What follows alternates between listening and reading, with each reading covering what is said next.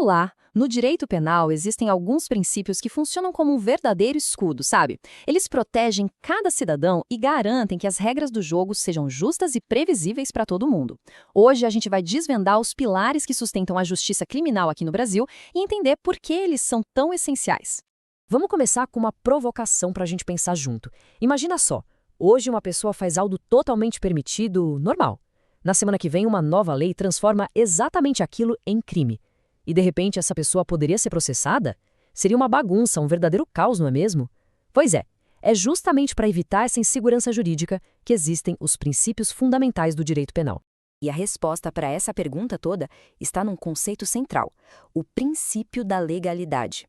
Dá para pensar nele como a base de tudo, a regra de ouro do direito penal. E olha, isso não é só uma ideia bonita, não.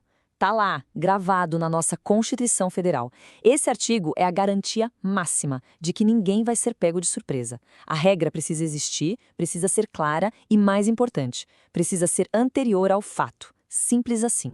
O grande jurista César Roberto Bittencourt explica isso de um jeito muito claro. Ele diz que a principal função desse princípio é dar segurança jurídica, ou seja, o Estado precisa publicar as regras do jogo antes da partida começar.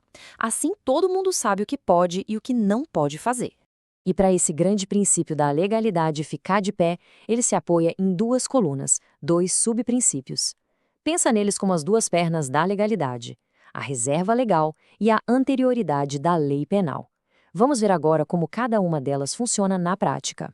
Primeiro, vamos falar sobre quem tem a caneta na mão.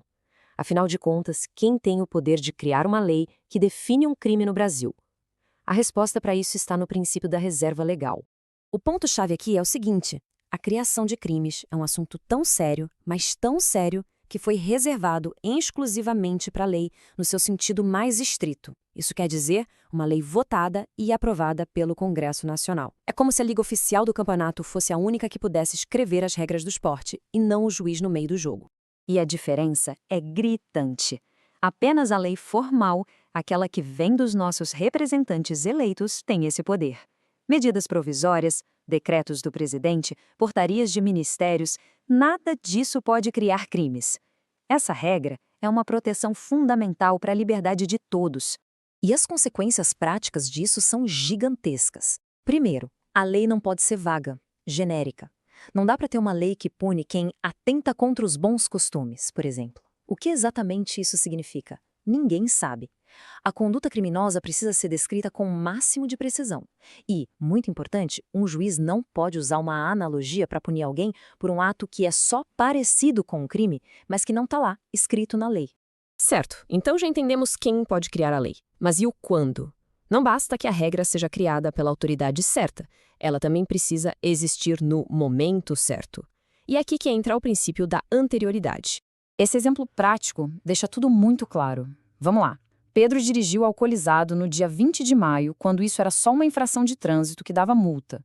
6 dias depois, uma nova lei tornou essa mesmíssima conduta um crime. A pergunta é: o Ministério Público pode processá-lo criminalmente? A resposta é um sonoro não. A lei só vale daquele ponto em diante. O ato do Pedro aconteceu antes da lei existir. Então, a regra de ouro é esta. A lei penal não pode voltar no tempo para alcançar alguém.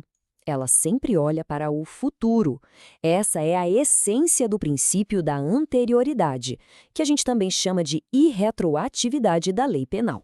Mas será que essa regra é absoluta? Será que uma lei penal nunca, jamais, em hipótese alguma, pode voltar no tempo? A resposta pode surpreender um pouco. E aqui está o pulo do gato. A única exceção, que também está prevista na Constituição. A lei penal pode sim retroagir, mas somente em uma situação, para beneficiar o réu. Se uma lei nova diminui a pena de um crime ou simplesmente deixa de considerá-lo crime, essa lei mais boazinha vai valer até para quem já foi condenado. Agora, para prejudicar, jamais. Bom, a gente já viu como um prêmio é definido.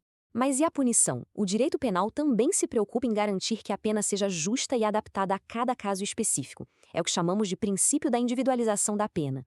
E, de novo, quem dá a ordem é a nossa Constituição.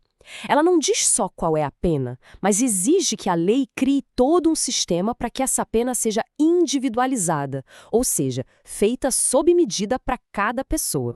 Essa individualização acontece em 3 momentos distintos. Primeiro, na fase legislativa, quando os parlamentares definem uma faixa de pena, um mínimo e um máximo.